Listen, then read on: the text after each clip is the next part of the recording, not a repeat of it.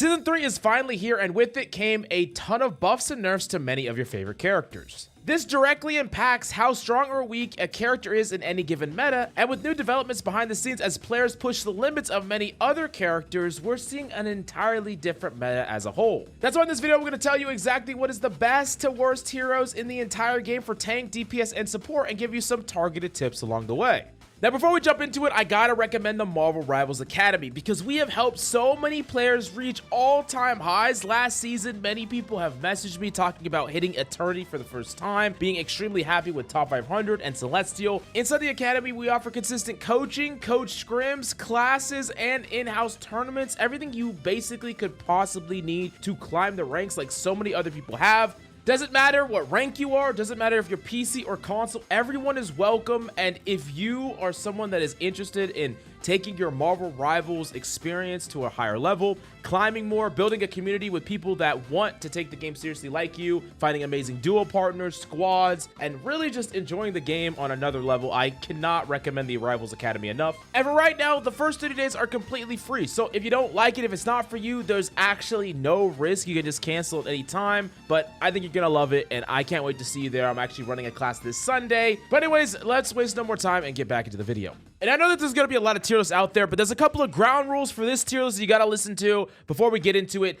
Number one, this is going to be primarily from mid to high elo. You need to base a tier list off of what is competent and high level play, but that doesn't mean that you can't find value on other characters. But if there are some certain characters that I think are super dominant in low elo or a lower elo, I'll definitely mention it. And if you want a specific low elo tier list or like 10 low elo solo carry heroes in a list format, let me know in the comments down below. The other thing is I recently did an unranked to Celestial challenge on PS5. I bought a PS5, haven't played console in 10 years, and I did the challenge. But one of the main reasons I did that challenge is so that I could understand the differences in meta between console and PC. And I'm gonna put some of those in these lists where there are going to be some characters that I legitimately think deserve a different placement than others because they are actually stronger on PC and stronger on console or vice versa. I want to make my tier list overall more inclusive to console players, so we're going to be doing that from now on.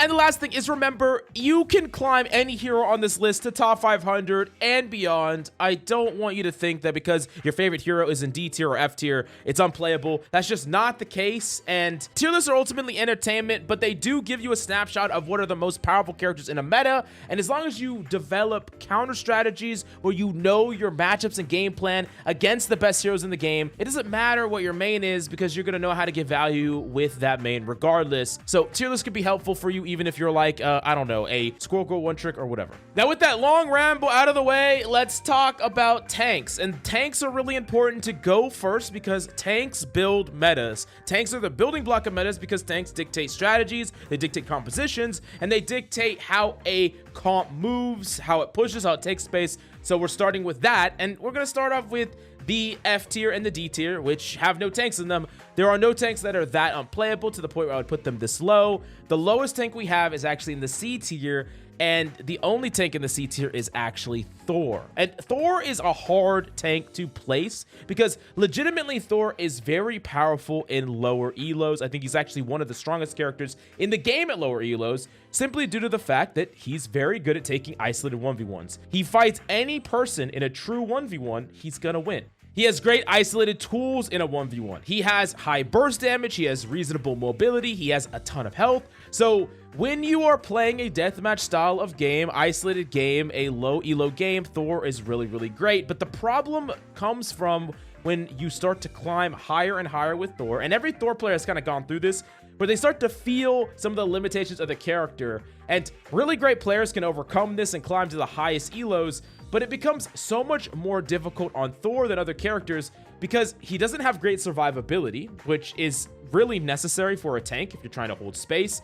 When it comes to burst potential, there are tanks that just have more of it in general. Characters like Emma can burst without any penalty and also have massive survivability. His ultimate is fairly lacking. And I do think that the devs don't quite know where they want Thor to go. It feels like he's been underpowered for a while, and they've kind of buffed and nerfed and changed him around, but never have really made him just more powerful. And we've really never been in like a true Thor meta. And it's not that Thor is like this unplayable, terrible tank. I think he's actually stronger than several DPS and a reasonable pick. It's just when you compare him to some of the free power that you get with so many other tanks, he's definitely the odd one out. I had to put him in the C tier. Sadly, as someone who loves playing Thor, he's like actually one of my favorite characters. I have to put him here because that's just what his power level is. Now in the B tier, this is a stacked tier. There is a ton of characters in the B tier and they're here for different reasons. So we're gonna walk through all of them, and this is not in any order. The first one I'll talk about is Doctor Strange. I think Doctor Strange is super solid. Like, he's very, very strong, and especially when you're playing double shield compositions, he's really, really great. Being able to play like a Magneto with a Strange, being able to output a lot of pressure, have a lot of barriers, block a lot of ultimates and cooldowns. Really, really great. Eye of Agamotto's still great. His ultimate's still great. His burst is good. And there's some maps that have like high ground areas that he's just really good at contesting in a way that Magneto is not. But really, the way that Strange kind of gets held back is almost just in the comparison between him and Mag. In a world where you can only play one shield tank, the majority of the time you would rather have the power of Mag, the burst of Mag, the range damage of Mag, the ultimate of Mag, the shield that doesn't break, the bubble. Like, there's a lot about Mag that is just really, really good. And it's weird because they play so well together, but when you could only choose one, Strange is typically not the one you could choose. But I want to make this clear. Strange is still amazing. Like, he's still a great, great character, really, really powerful, teetering in between B and A. And the thing that you need to understand about Strange is he's almost like an asterisk S tier character, because every tank player should know how to play him, and every like DPS player and support player, everyone should know how to play him, because in a world where you have to retouch, Strange is the only one that could do that in a great way to bring your whole team back. Everyone should be ready and willing to swap to Strange. Like, one of these games that I played just the other day, I was the tank player, but my rocket died first. And so he swapped to Strange, and he was the only one that could do it in time to teleport back to point. And then I swapped to rocket, and then I played like the next minute or so as we like played out our ultimates and played out the next couple of fights until we got to a stopping point as a support, and he played it as Strange, and then we swapped back, and then things were good, right? That is something that every player should know how to do and be ready to do. It's really important to be able to do. So yeah, Strange is like kind of like a necessity. So even though he's B tier, I do think that he actually is like more important to know than like almost any other character on this list. The next in the B tier is Peni, and Peni is super, super strong, especially when we talk about like the symbiote map and certain defensive positions. She's really good at holding spots down, and when you have that rocket team up, I think she could even be upgraded to A in some cases. Just really, really good at being disruptive, really good at denying space, and honestly, pretty good at playmaking too. I think the fact that she has a CC that's ranged on like a 3-second cooldown is just so strong. People don't really understand how broken that is, and it's actually a mechanically demanding skill. I think that players that get really good at hitting it even from range are going to be able to, you know, stop TP, stop ultimates, make all kinds of plays. So that's all great. But remember, I said that there are going to be some differences in the console versus PC, and I will say from mid to high elo, in my opinion, Peni is a whole tier higher on console, maybe two. Like, the amount of Peni play I saw in Grandmaster and Celestial on console is like 2 to 3 times more than PC. Like, this character is extremely played and represented on console, and so a tier list that would be representative of that would be Peni in a higher tier. Very, very strong character, and I do think that when there are, you know, less hyper mobile characters seeing play, maybe less hit scan, less poke. Remember, Peni's true weakness is poke, long distance damage. So characters like Hela, characters like Hawkeye, characters I think we see a little bit less on console, that's where Peni really starts to shine more, and her power level goes up with that. So just something to consider. Also, I do think that Peni is just a really good pocket pick to play in those chokes and then just swap off afterwards. You know, you play them in these certain choke points, Dracula Castle defense and certain things. Maybe you could first point hold. If you don't, whatever, you just swap off, you take whatever ult with you. Typically, you don't even really invest the ultimate unless you see like a stall moment, and then you get to take the 50% after you swap. Now, next in the B tier, we have Venom. And Venom and Cap are both in the B tier, spoiler alert. But let's talk about Venom first, because I think both these characters are good. They're just good for different reasons. So Venom is a dive tank that I think is incredibly powerful this season. He got a buff to his slow, which is really, really great. But the thing about Venom over Cap is that Venom is a tank that is best when he is being enabled in some way. So what I mean by that is if you're Venom and you're diving in and you're slowing people, having a diver that comes with you, you know, someone like a Black Panther, for instance, that can utilize the fact that you're baiting cooldowns and slowing is a ton of value. You can like basically line up these people to be dashed through. And, you know, I've been seeing people on ladder like Venom, Panther duos just kind of running it down and just like owning everybody and destroying everybody. They like ban the thing and just go crazy. I think Venom is really good at that. And also if Venom has some type of enabling in the form of like a Magneto bubble, he gets really, really good. He gets so much value when he gets like a Magneto bubble, and he plays really well like a Magneto Venom dive. So when you're being enabled on Venom, you can get so much value, but when you're isolated and alone, you don't have like this infinite stall capability. You don't have this ability to dip in and dip out extremely quickly.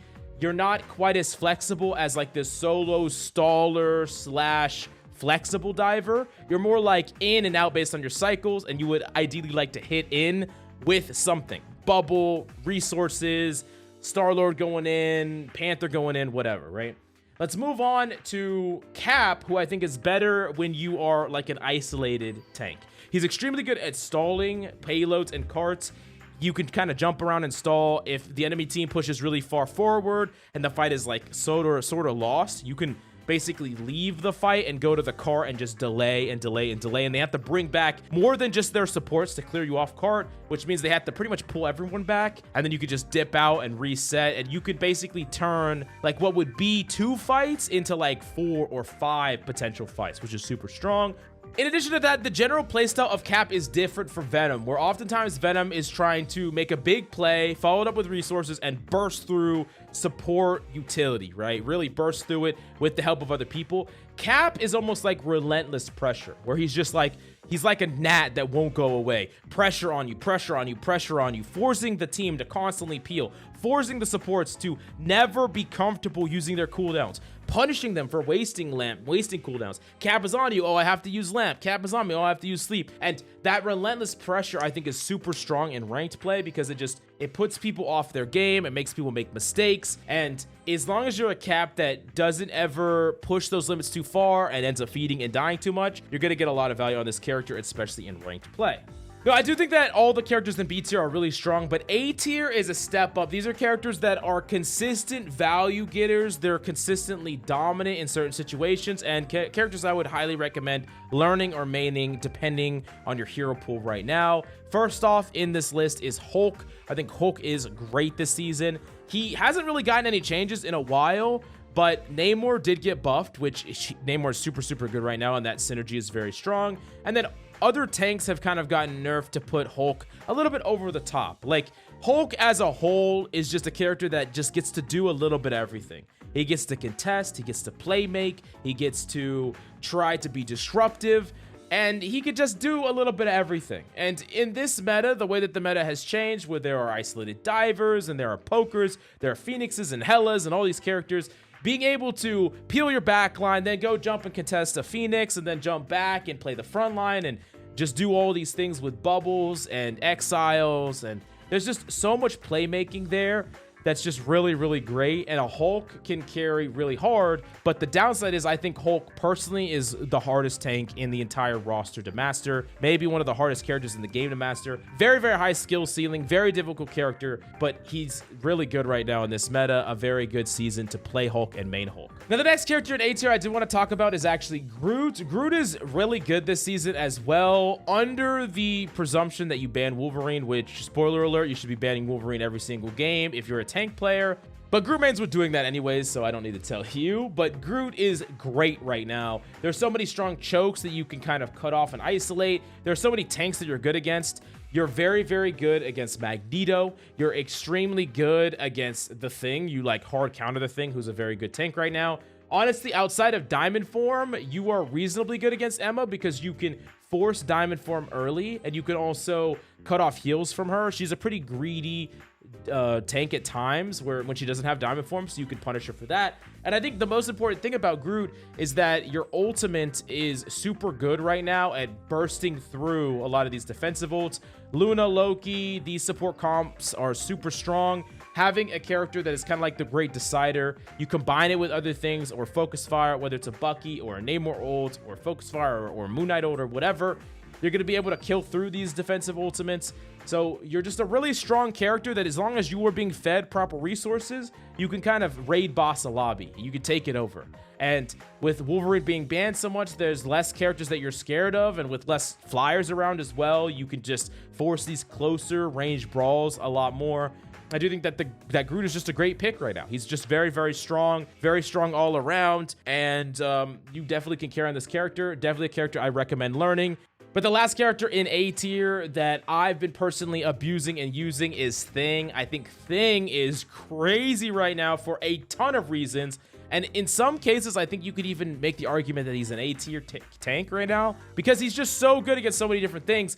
The Thing is fantastic at just denying so many different characters. Any mobility heavy character like divers, you could just shut down. A Panther, putting them in fixed animations where they just can't leave, they can't use movement abilities, is great. Caps are going to struggle with you. Venoms are going to struggle with you. So many characters just struggle with the Thing. Another thing that people don't think about is that the Thing is actually really good against double shield comps, because you could just constantly swing through the shields over and over and over again. And another thing that people don't think about is that the Thing is really good in support metas with these really long supports, because this is what happens sometimes when you play the Thing. You pop your ultimate, the Luna pops their ult, then your Luna pops yours, and everyone groups up, and you're just swinging through this giant clob of people. But every swing you're hitting like 5-6 people, because they're all together in this Luna ult, and you're building ultimate.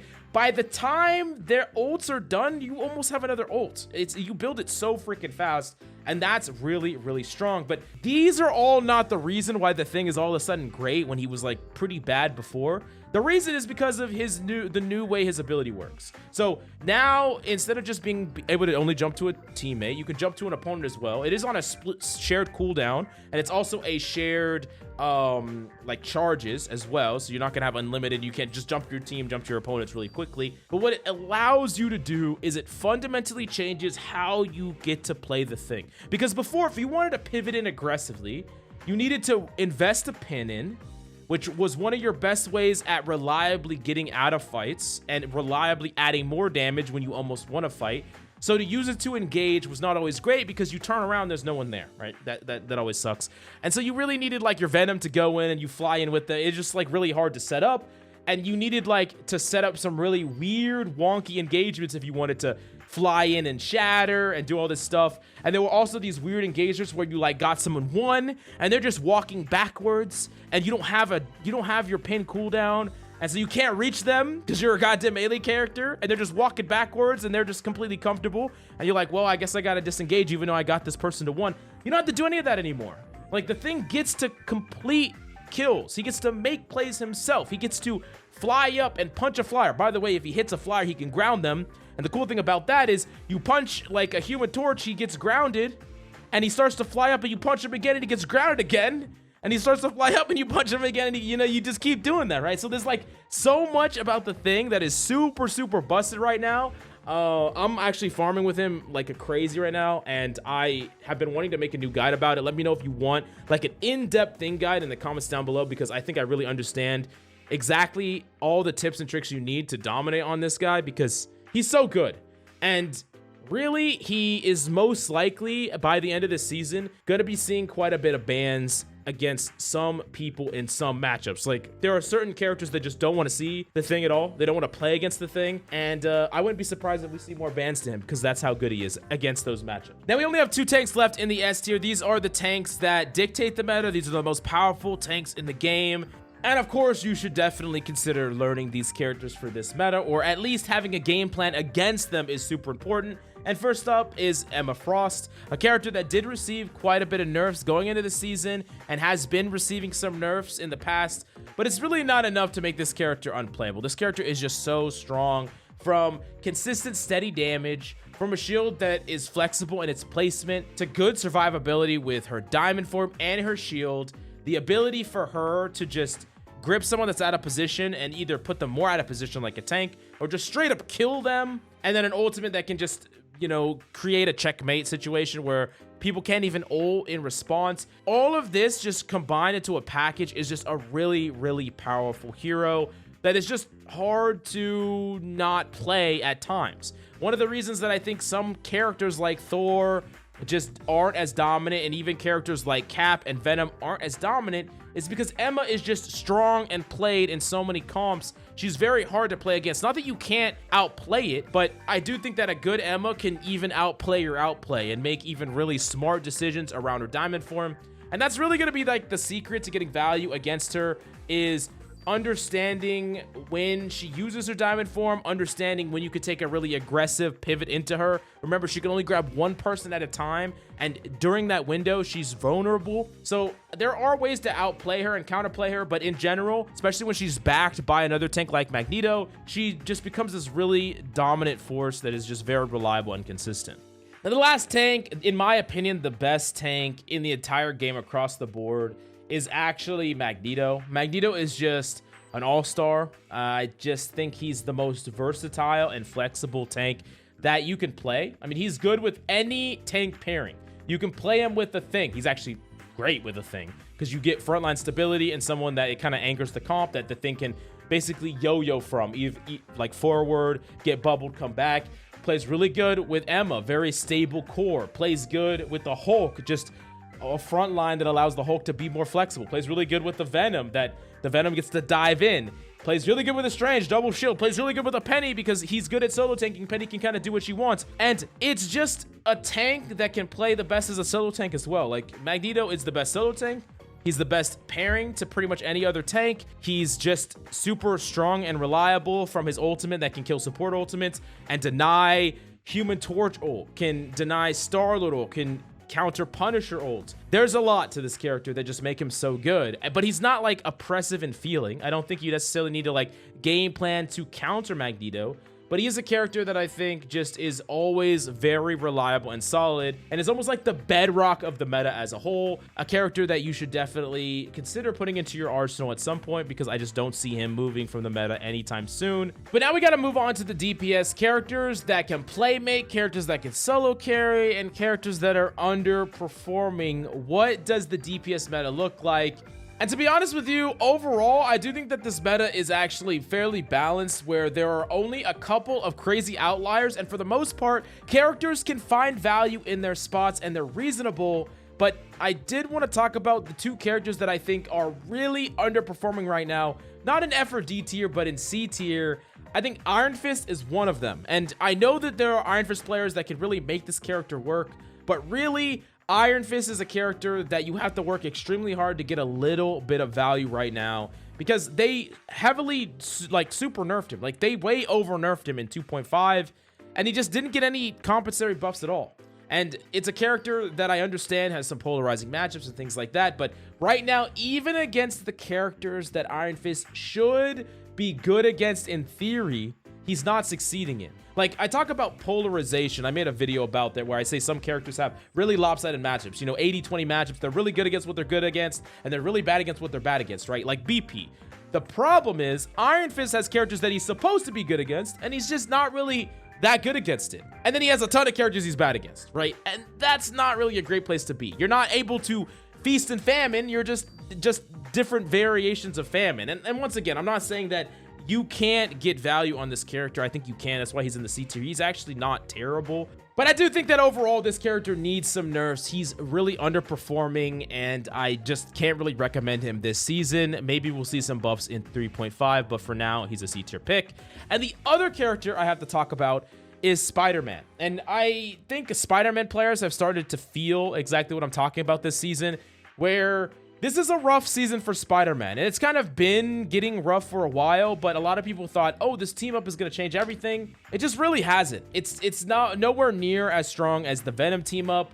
It creates some variety, but overall, Spider-Man is just weaker. And I just don't really think that it's a great season for Spider-Man compared to many other characters. And in addition to just the character himself being weaker, there are a lot of characters that are strong that are good against Spider-Man. You know, characters like Bucky, characters like Namor, that just give this character hell. Now, of course, Spider-Man's a character that has a high enough skill ceiling that if you're really good with him, you can make him work at any rank and you can climb with him. You just have to be so much better to get him work in most situations right now, in my opinion. A Spider-Man player would be able to climb to the same rank far easier on a different character in this season than Spider-Man, and I think most Spider-Man players themselves would agree with this. So, a rough season for Spider-Man. Not unplayable, but just rough overall. So I'm putting him in the C tier. Now, this is where things get kind of weird, because when we move up to the B tier, there are a ton of characters in the B tier. There's also a lot of characters in the A tier. Characters that I think are all reasonable and viable under the right situations, but not dominant. And there are definitely either ways to counter them, or maybe they're not the most reliable in the world. And first, I want to talk about Scarlet Witch, a character that is actually really strong against dive, and also fairly strong when you have Doctor Strange, which is seeing more play. So just lots of output of damage and the ability to deny and play make. You can stun like portals and stuff like that, so you can like deny a strange retouching. I think Scarlet Witch is actually pretty strong. However, when you start to climb to the higher elos with really good aim and burst damage, I think characters like Bucky punish you, characters like Namor punish you, Hela's punish you. That's when you start to fall off. And with the ultimate, that's just not the most reliable unless it's like perfectly set up. She starts to fall down. But this is one of the things I wanted to say, though. I do think that Scarlet Witch does get a little bit of extra value on console. I saw more Scarlet Witches on console. I think specifically, like, Hela is a hard character to play on console, and those are the characters that you're the most afraid of on PC as a Scarlet Witch. So with those not seeing as much play, I did want to note that you could probably put her towards the high of B, maybe low A if we're talking about console. From the like mid-ish tier, not at the highest tiers, but from the mid-ish tier, I think this character is fairly reasonable. Another character in the B tier I wanted to talk about is Squirrel Girl, a character that is actually underrated in some regard. She's a character that has super big weaknesses, where characters that hunt her and target her, characters like Psylocke that go for her, they can kill her and she can become a target. But she's really good against tanks. She's really good at farming characters like Groot. She's actually one of my biggest fears when I'm playing the thing. You know, getting stunned and stunned again is like horrifying. Her ultimate is really fast charging, and on some maps, like let's say it's the symbiote map where there's like a Peni and all this like this grouped up, you know, double Peni mine generator with rocket team up. Squirrel Girl can break that comp like wide open. You can break all the stuff. You can get a lot of spam damage. You can build an ultimate faster than anyone builds a defensive ult and just like kind of open up a fight. Really great character to flex to in the right situation, but she just has a lot of weaknesses overall. So, you know, a good mix of strength, but has some weaknesses. Also a character that I think is super, super busted on console for sure. Very, very strong. So, I mean, it was like my biggest fear. Of course, I played a lot of Magik on console, so maybe I'm just more afraid of that character than other people. I don't know. Now we've made it to the elephant in the room, Black Panther in B tier. And I know I put Black Panther in like my F tier at the beginning of 2.5, and people kind of lost their minds a little bit, and maybe I did as well. But there's a couple of things that happened to BP since then that were really important. Number one, they silent fixed like all of his bugs. I think the biggest problem with BP is that he had these no reg bugs where you would get a dash and then just die. Like you would show that you got a dash, but you just wouldn't get it. And it happened too much, like at an alarming rate where most of your engagements, you just didn't really know if it would go right, even if you played right. They fixed those behind the scenes, kind of without telling anybody. That was one of the things that was, you know, it's really a bug fix, but it's actually a buff to the character. More reliability is a really big deal. Another thing that we saw is that when dive just became worse all in all, the only type of dive that could succeed was a dive that engaged very, very quickly. So like slower, grindier dives, consistent dives like with Ironfist, not getting a lot of value, but if you had a dive that could hit really hard, really fast, Black Panther could do that. And of course, Black Panther is a character that has these really polarized matchups. I made an entire video about this if you want to check it out in the links down below. But basically, there are some characters that Black Panther just feasts on. He just destroys, he owns, he doesn't care about what they're doing or how they play. and he just gets to farm them over and over and over again. And there are other characters that give Black Panther a miserable time. And even the best Black Panther players in the world understand that there are some comps you just can't play Black Panther into. He's a character that just has these super lopsided matchups, and if you only play him when players are playing characters that you can just farm against, you're gonna have a great time. And if you swap off, then, you know, you won a couple of fights, you swapped off to something else, but, you know, your win rate's high on the character, you're winning a lot of games on the character, you're building a lot of momentum on the character. So I do think that there are strengths to the hero. And one of the things also, one of the reasons I think Black Panther gets so much value is that players are just kind of unwilling to swap in a lot of cases. I know this firsthand as someone who plays Black Panther. There'll be times that I'll run out against the composition, even in relatively high elo, you know, top 1%-ish lobbies, and they're playing something like Hawkeye Mantis or some nonsense, and I go in and I get a double kill, and they're not swapping for 3, 4, 5 fights, and eventually, hey, yeah, guess what? You have to swap against the 9-0 Panther. And then they swap off to no longer Hawkeye, they're on Bucky now. No longer Mantis, now they're on Invis, or now they're on Rocket, or now they're on triple support. And now, you know, I have to swap off the hero. I can't play the hero anymore. But really, the thing that should happen is you play one fight against BP, BP does well, and you immediately identify what you could do about it. And sometimes it's a composition thing, and sometimes it's just playing different, peeling different, trying to interrupt the BP, cut off his engagements. So he has really strong strengths, and he has really weak weaknesses, but he might still be a character that's worth putting in your hero pool, because there are gonna be key moments where you can get that value, and then swap off and, you know, still have gotten that value in the bag, still manage to take over a lobby. And of course, in the situations where opponents don't swap to counter you and you are really good at BP, he can hard carry, probably harder than any other character in the entire game. So those are some of the benefits about BP, and one of the reasons why he's in B tier, because he has these really high highs and these really low lows, and he's just a hard character to place in general, in my opinion. Speaking of a hard character to place, I actually have Black Widow, a character that is just really hard to place. Keep in mind, for console controller, I'm putting this character like at least 1 tier lower. Just a really hard character to be consistent with on console in the way that you need to hit shots, crazy flicks, 180, stuff like that. But this character is, I think, a bit underrated because she is so hard to play mechanically well. And often you need a Mantis to get the full value out of her. But it's hard for me to deny the power level that's there when you get a Black Widow. You give her damage boost, especially on some of these longer distance maps. She can just get picks and she can just fight in a distance that opponents can't do anything about you, and you could potentially just get a free kill, win a free fight. And if that was everything about the character, I think it'd be fine, because then she would have like these counters that could just shut her down. But she actually has reasonable mobility, high jumps, and sprint. And she's actually good from close range. Like, she can win 1v1s against a lot of divers, a lot of mobility-heavy characters. Really, really forgiving kick and stun to shot combo.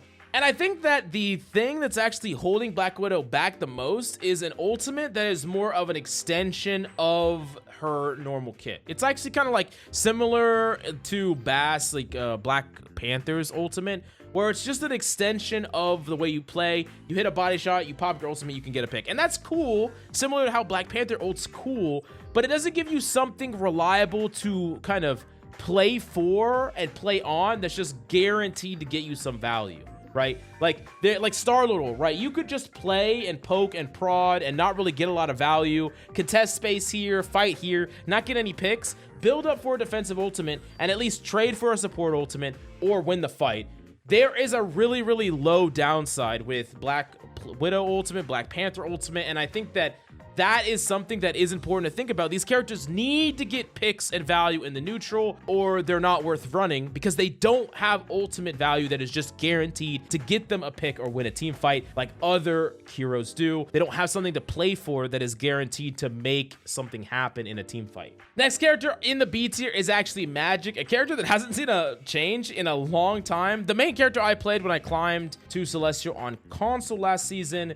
And overall, a character that I think is strong. She's actually reasonably strong and flexible. A lot of people think that Magik is like a true diver, but really Magik is like a hybrid brawler with maybe like 70% as a brawler, capable of fighting on the front line, applying a lot of pressure, building up lots of shields with almost like a lifesteal mechanic, being able to get tons of shields, take an engagement with crazy amounts of health, a powerful ultimate that can win team fights all by itself, The problem with Magik, there's a couple of problems with Magik, but one of the problems is that it's hard to take verticality on the character consistently, so flyers could be a bit of an issue. Less of an issue this season than previous seasons. Another problem is characters like Emma and sometimes the Thing can be really frustrating to play against. Getting gripped, getting stunned can be hard, and with the increase of characters like Bucky and even Namor, I do think that Magik can struggle in more ways than before in some regards, but less in other regards. She's kind of like a perfectly reasonable character that doesn't really fit the meta all that well. A lot of high elo players will play Magik in the spot she's good in, but be really quick to swap off if the composition's not working for her or they're not able to get value. But I do think that this character is one of the hardest carry characters. If you master her skill set, you can climb incredibly high on her, so she is a B tier character. But the next character that I have in B tier might surprise you, and these next three might surprise you. First one is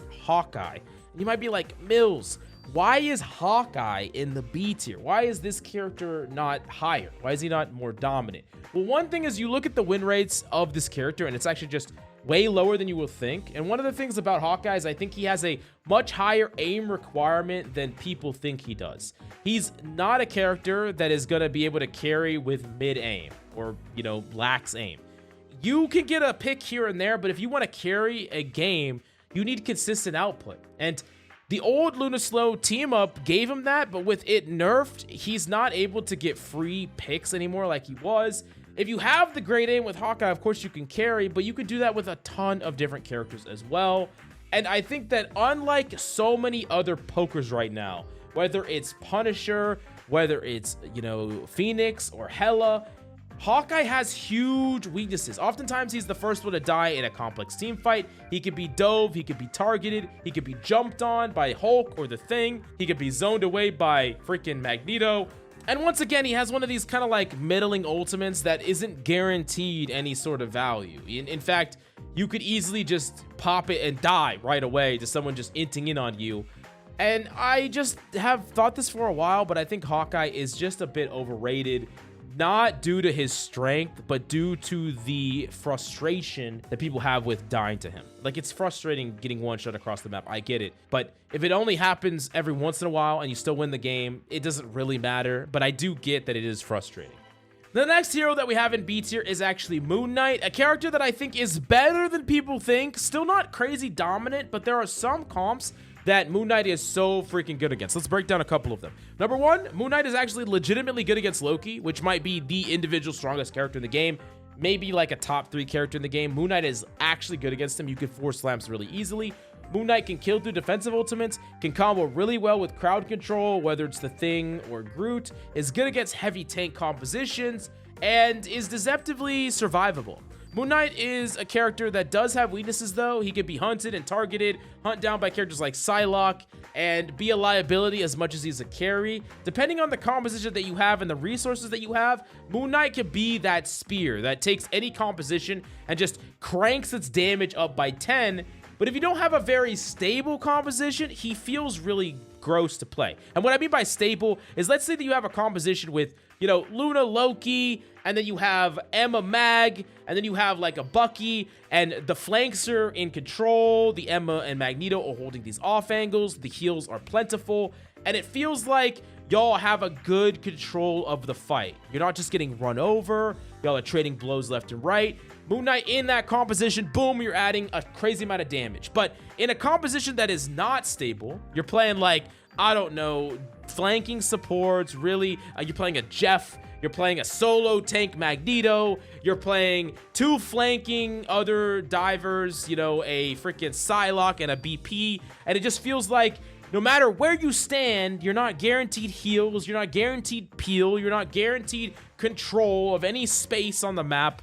You feel gross playing Moon Knight because you just feel like you're naked. You're raw. You're going to get destroyed. So he's like the juice that turns a stable comp into a stable comp that also does a crazy amount of damage and has crazy damage output, but he's also a character that doesn't bring any stability to a comp. So if your comp can't control off angles, doesn't want to control off angles, doesn't have anything to control off angles, Moon Knight's not going to do that for you. He's not going to play on the off angle of a composition and keep, you know, a Hela away or a Jean away from these sidelines. He's not gonna, that's not what he's gonna do. That's not what he wants to do. He wants to play in a comp that already has control of these sidelines, or has better control of these sidelines, and supercharges it. So anyways, I could get like really deep into the theory of Moon Knight, but more than anything, I think he's a character that is underrated, and he actually is strong if you pick his spots. Now we're moving up to A tier, and these are DPS that are just more dominant in the situations they're good in. They have consistent value, they have strong placements, they have meta impact, and they're characters worthy of maining or mastering this season. The number one, we have Iron Man. I think this character is weaker than he was in the previous season, but he is still strong, consistent long damage poke. Really, really great ultimate, especially if you're good with it, or if you have teams that will help enable you, you know, like a Magneto bubble. Any ult that can just 1-for-1 trade favorably against a Luna ult is a good ult. Like, that's a pretty good rule of thumb. Most ultimates require a combo to deal with it.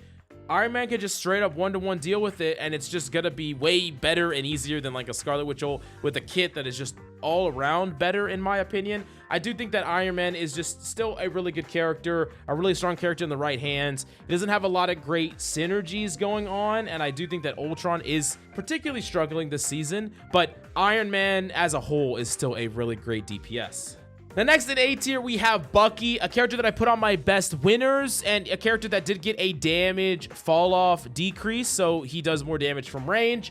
Just a really good all-around character right now. He plays really well with a lot of different tank lineups. He plays amazing with Groot, being able to pull people in, wall them off, combos really well with the Groot ult, being able to pull and 180 people out of an invisible ult, pull a Cloak out and kill a Cloak, taking a tank out of position. Bucky doesn't really have that many bad matchups, and the worst matchups he had before were against long distance pokers, and making it so he does more distance from range makes him better in those matchups, better against Punishers, better against Jeans, better against Helas. Not favored, but better. And I think Bucky's kind of in this situation where he's just a great all-rounder. He doesn't have really bad matchups where he's just not going to get any value into. And I think that means that he's a great, like, secondary DPS to learn after your main DPS maybe gets banned. Like, maybe you love, I don't know, maybe you really, really love Hela, but when Hela gets banned, you play Bucky. You really, really love Jean, but when Jean gets banned, you play Bucky. You know, that secondary DPS that you can kind of rely on, that maybe you're not able to carry as hard as your main, but is just gonna be good no matter what weird composition you have to play with.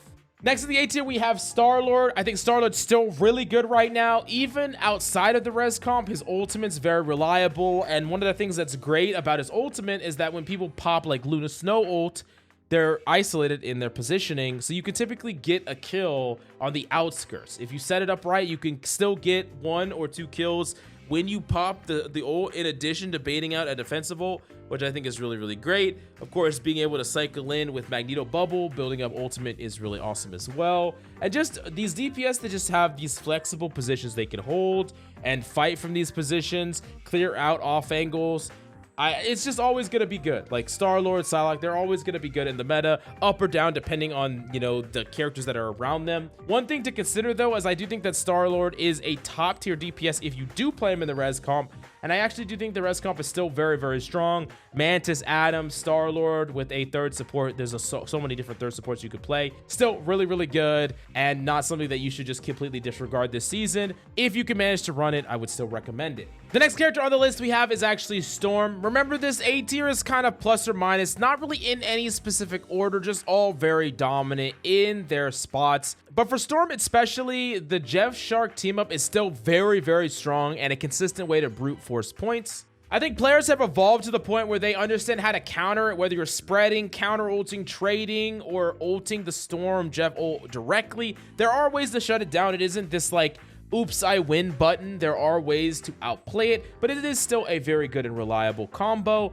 And Storm is also just good in general in poke compositions, being able to increase the damage output of long distance damage dealers. I think Storm and Jean together create a lot of pressure and probably an underplayed duo that I think is really strong. But of course, unlike some flowers like Human Torch and Iron Man, Storm's weakness is there's not a lot of mid-fight mobility. Like, you are very positioning based and you want to simultaneously play with your team to enable them, but also play in a position that you're not going to be pushed up on. And that's kind of the trick to really maximizing the character, kind of thinking about how a fight would play out, how you're going to build your ultimate, at what rate, can you win a team fight with it, who do you need to pressure out to maybe force the defensive ult early to maybe clear the way for your offensive ult. And this is like in the non-Jeff synergy situations.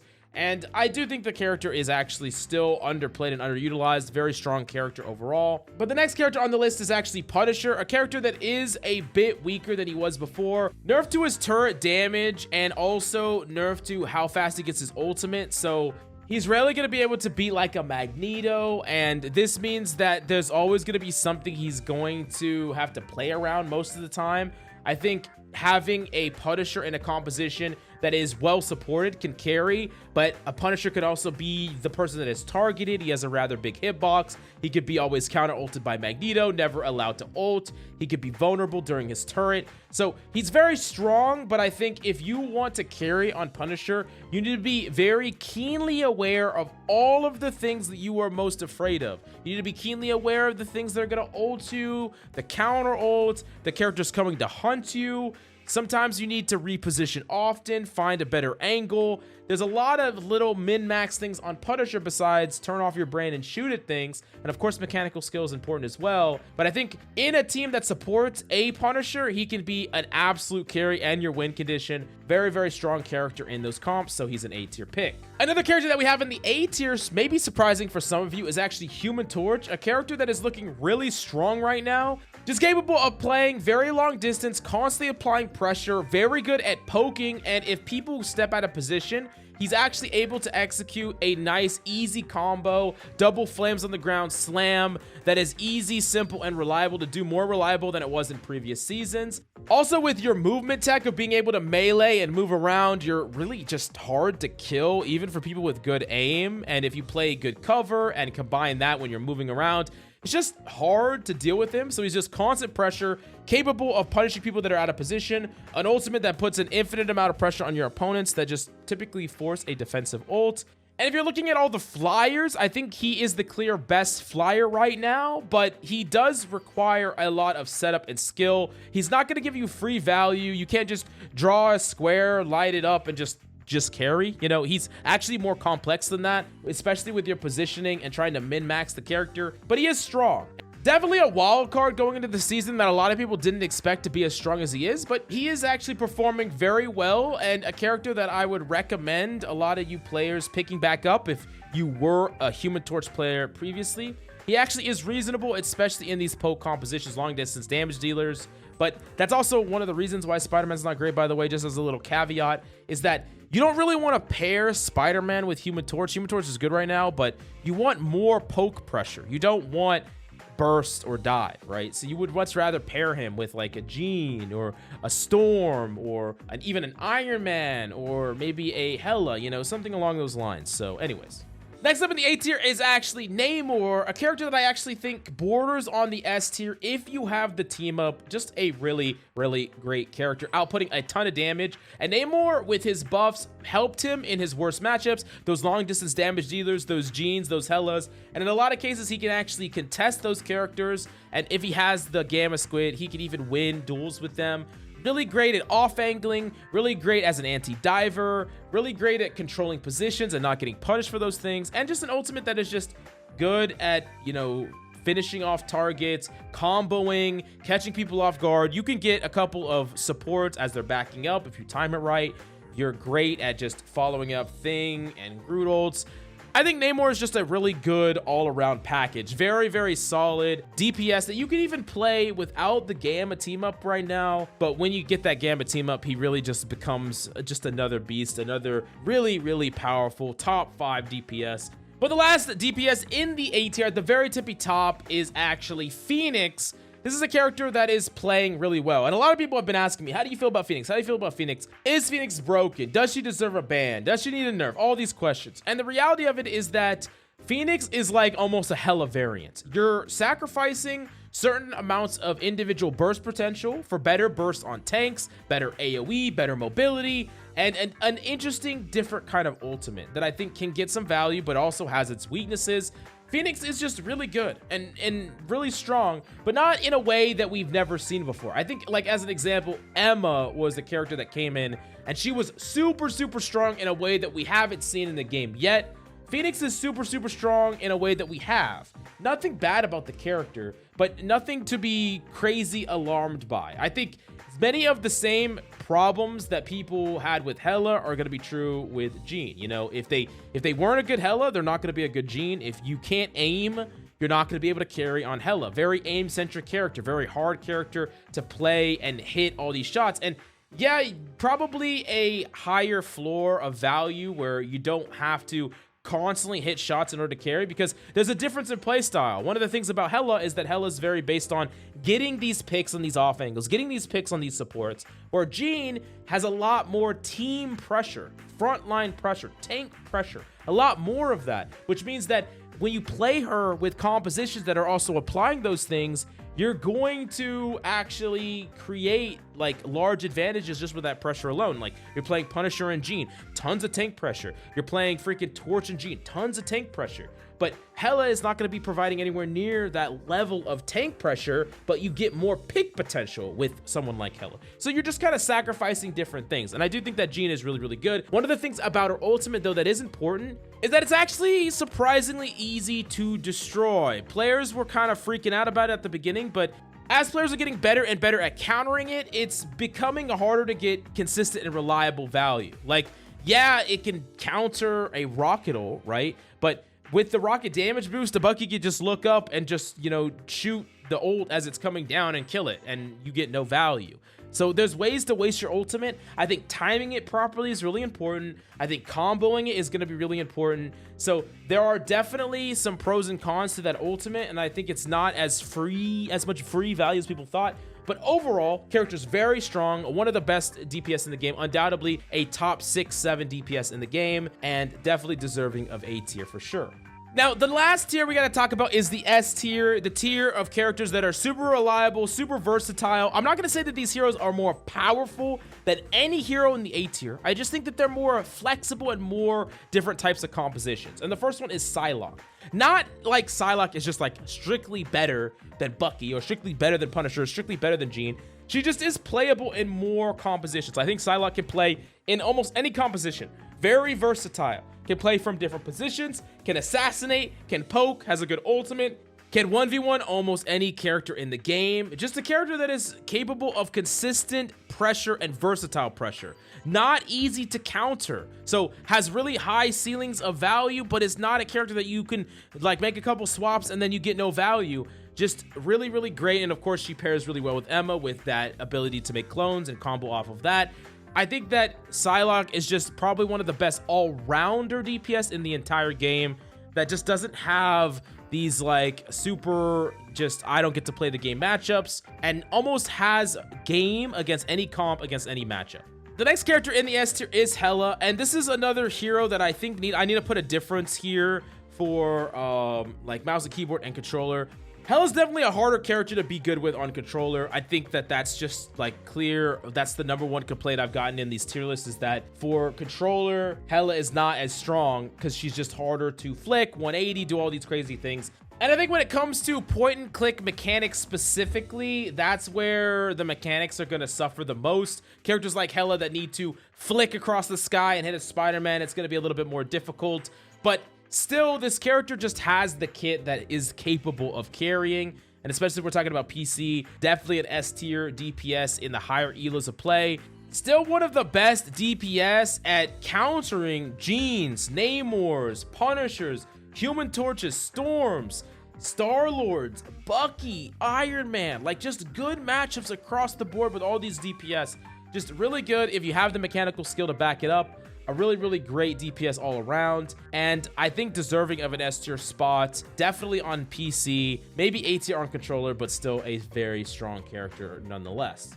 And the last character in the S tier, I don't even really want to put in the S tier because he's just on the ban list. He's just on the ban list. In fact, he's on the delete list because I'm not letting this character play in my lobbies.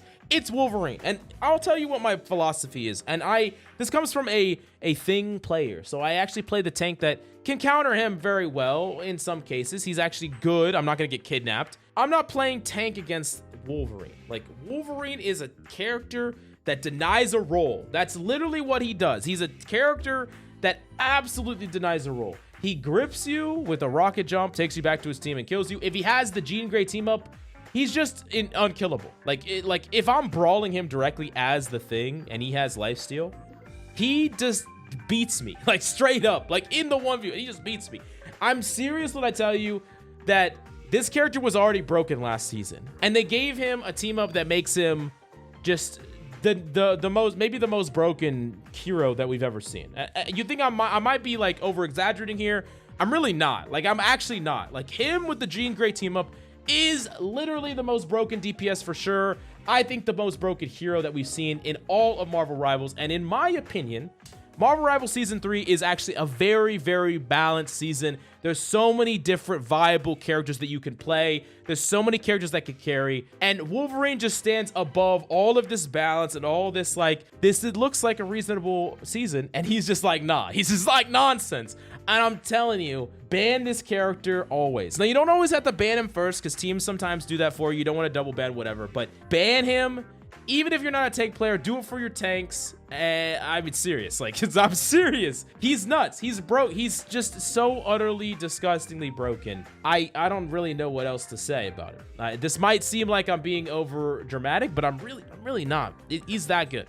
I even had some people come into my chat and they say, hey, I can't play Wolverine this season. He's always banned. You got to tell people that Wolverine's not that good. And I'm like, I'm going to tell people the truth, which is Wolverine is broken. So yeah, like, I'm not gonna lie, like, that's crazy. So anyways, yeah, if for some reason you end up in a game where it's a Wolverine on your team versus a Wolverine on your opponent's team, your entire mission from then on is about denial and enabling. You're denying their Wolverine while enabling yours. If you can make your Wolverine more effective, you will win the game. But anyways, that's enough about Wolverine. Just ban this character and we don't have to think about it. Let's move on to supports. Now, once again, for supports, we don't have any F or D tier supports that are unplayable by any means, but there are 3 C tier supports that I don't want you to think that they are unplayable or terrible. These are supports that are just way more niche than the other supports on the roster, and you need to play them in those special spots or they're going to be hard to get value with. The first character, and in no particular order here, we have Ultron, a character that did get weaker. He has less mobility, and the meta as a whole just doesn't suit him as much, with more hit scan, characters that can deal with him, less flyer enablers.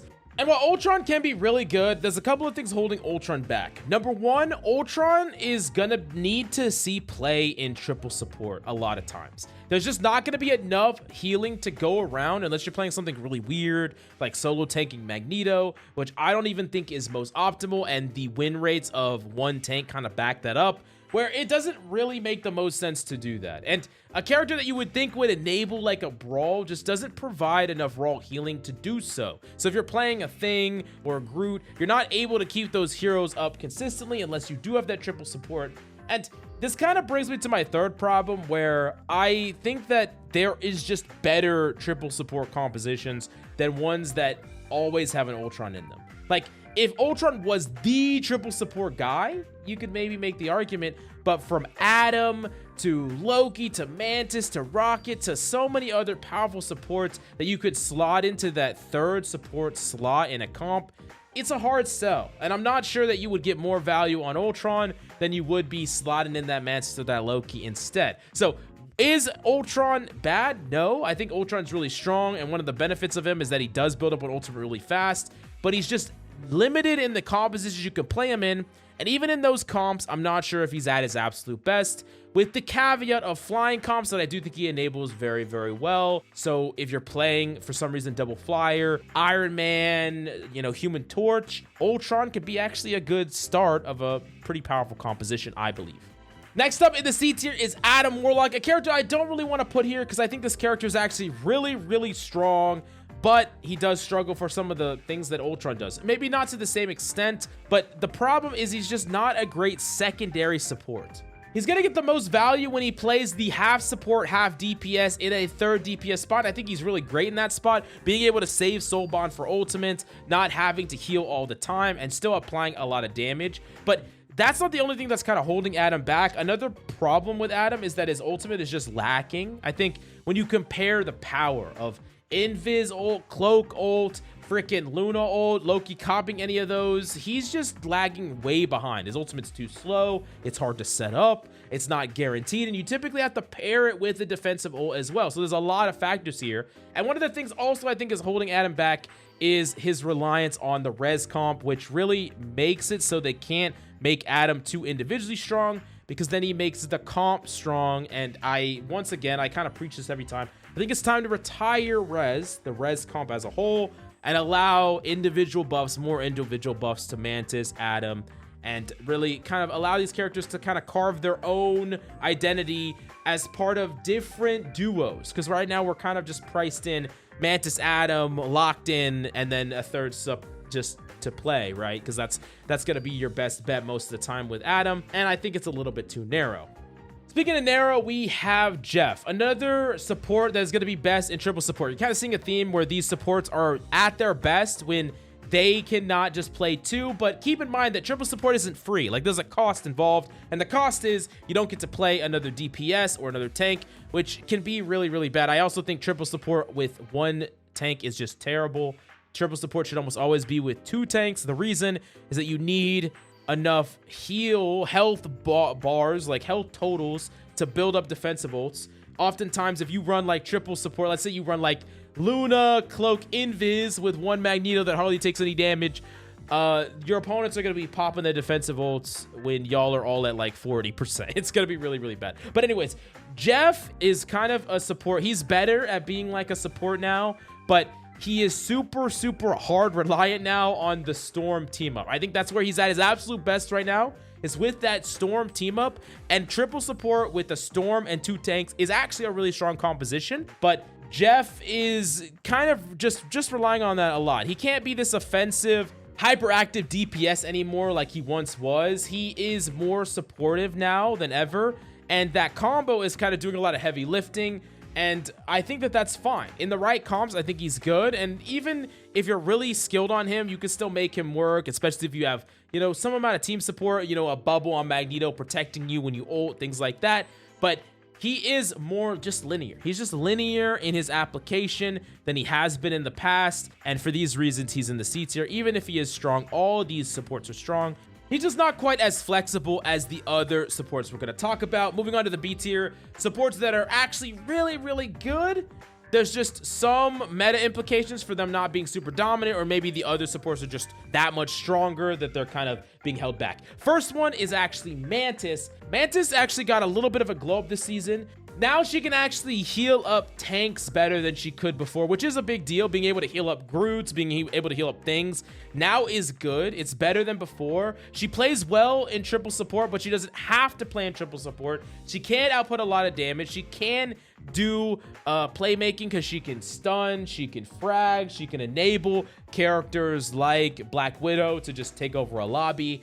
The only true downside to Mantis at this point, I think, has to do with Mantis's ultimate that needs you to use it more proactively rather than defensively. But when there's so many powerful defensive ultimates, it's hard to like invest Mantis offensively, and then they pop Luna ult and it neutralizes everything you did for 8 seconds, and then they still have 4 more seconds of being invulnerable that you don't. That is a big cost. And I really, if I can do nothing else in the support section of this tier list, I want to showcase the difference in power level between these supports, because it's like a giant chasm. Like, these supports are not bad, and in a lot of ways these supports are better than DPS. That's why they can take their spots in triple support, but they are so much weaker than the defensive ults. Like, the gaps in all the ultimates of Ultron, Adam, freaking Jeff is a massive gap between the ult of, you know, Rocket and the ult of Mantis.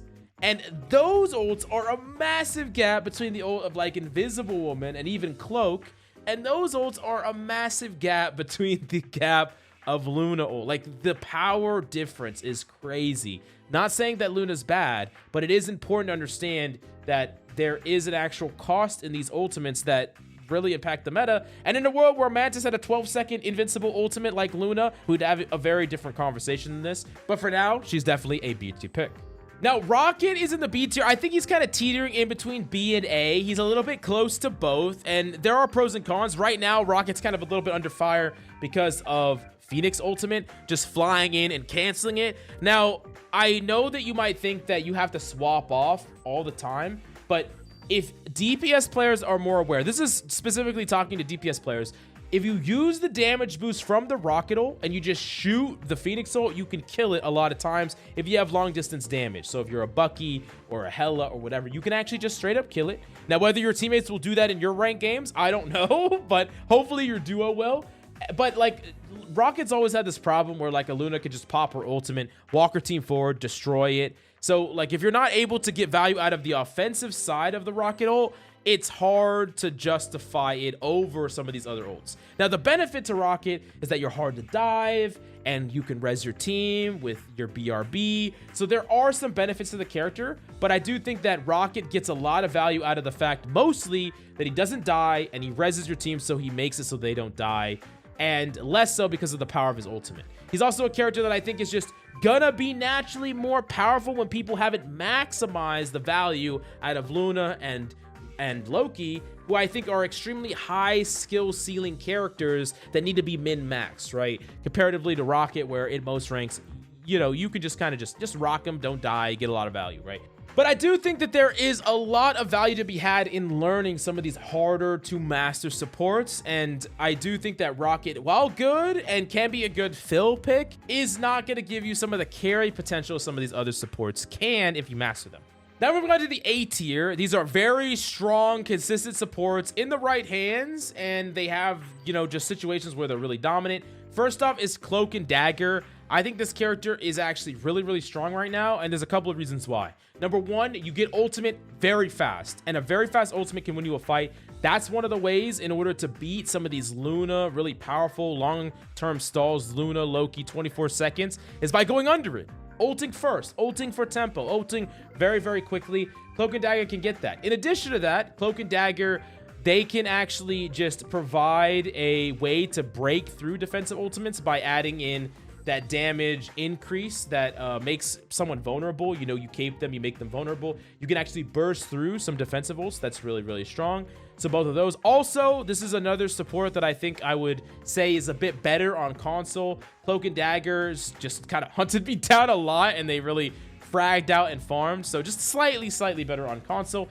But very good all around. Good seeing play in pro play, seeing play in high rank. That being said, you got to be careful about the things that can burst through you. You got to be careful about the crowd control that can yeet you out. You got to be careful about the mag ults. You got to be careful about the Buckies. You got to be careful about the one-shot headshots, the Namor ultimates at the end of your ult. There's a lot of things to play around. So if you can come up with a game plan to play around those things, or come up with communication to, I think you can get a lot of value out of this character. But the other character in A tier is actually Invisible Woman. And you're like, Mills, you put Invisible Woman in your losers. That makes no sense. This character's so good. And I will say that Invisible Woman is strong. The only reason that I put a loser on Invisible Woman is that as the seasons have gone on since Invisible Woman has came out, we've realized the gap between her and the top two supports, which we'll talk about in a second, because it is pretty massive. I mean, I want to make it clear that Invisible Woman is really strong. You could definitely playmake on this character. You're good at pocketing like isolated DPS. You have playmaking, pushing, and pulling. You have a reasonable ult, but there are weaknesses to the character. Like, you can get pulled out of your ultimate. There are ways to get bursted through the ultimate. And I think that, like, Invisible Woman is a character that just does everything right and is just all around a great character, but just doesn't quite reach that broken status that we're looking for when we want to just play the best, most broken thing. Perfectly fine and reasonable character to play. I think one of the best characters that you could pick up if you're looking for something that has a lot of individual agency, a lot of playmaking, but not quite making it to that first team All-NBA. You know what I'm saying? But let's talk about the best of the best, the S tier. And I gotta talk about Luna first. Luna is crazy broken, crazy strong. From high damage to high heal amounts, to long distance damage, to really great crowd control, to reasonable movement, to high health totals, and the ability to pocket isolated targets. These are all just all-star things that they can do, by the way. But also, Luna has the most individual powerful support ult in the game, powerful ult in the game, besides, you know, Loki being able to copy it. Basically the same thing. Luna is just great. Just does so much, provides so much, is such an engine for compositions. When Luna's play mechanically very, very well, and they just don't miss a lot of shots, and they don't miss their stuns that also give them heals, by the way, they get to just destroy everything. One of the things I would actually recommend, though, for Luna players is use your stun as a follow-up to other stuns. This is one of the most powerful things you can do that I don't see enough Luna players do enough. When your Bucky, you know, stuns someone back into your team, freeze them. When your, you know, when anyone on your team stuns somebody, stun them again. When your Wolverine grips the Groot back into your team, freeze them again. When your thing stuns the entire enemy team, wait to the end of the stun and stun the tank again. Like, do it again. You get to do, or rather you get to perform these plays that set up like a no-win situation for the opponent.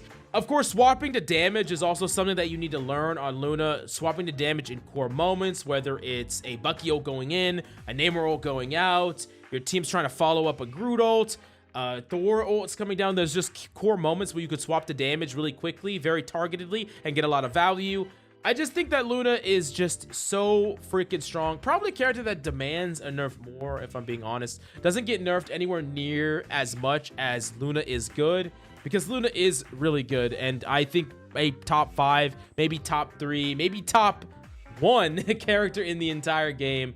Very, very strong. But the only character that I actually think can get more value, especially when we're talking about ranked play, and is my pick for the individual strongest character in the entire game, period, is actually Loki. I think Loki is just really, really great for many reasons. Great at taking multiple angles, which angles are king, and a Loki can actually clear DPS off an angle. Like, a DPS's job is to control angles, especially these long distance damage dealers, is to control an angle. Loki can force in a 1v1 DPS off an angle and just not die. He can do a lot of damage. If he wants to use a totem, he can keep himself alive. He can play any position he wants. He can change positions, teleport across. He can also go invisible.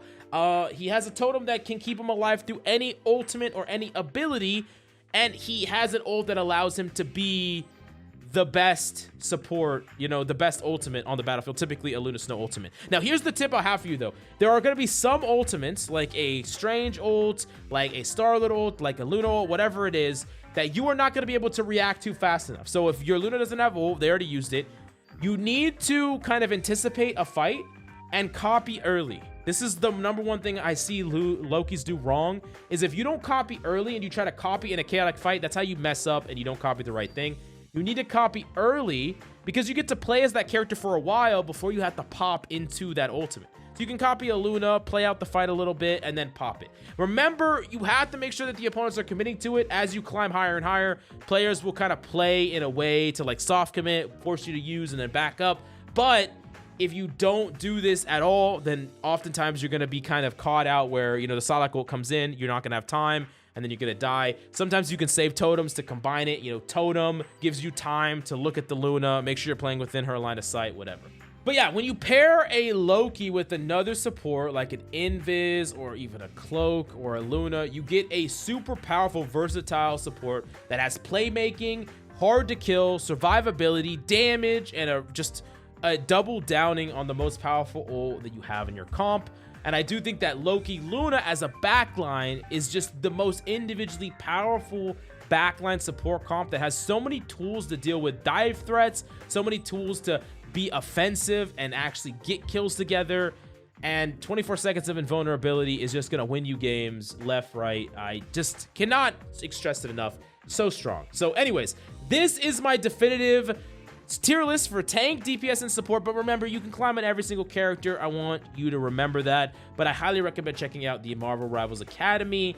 30 days for free in the links down below. And of course, if you disagree or agree with anything about my tier list, let me know in the comments down below. But anyway, smash the like, subscribe, and I'll see you next time.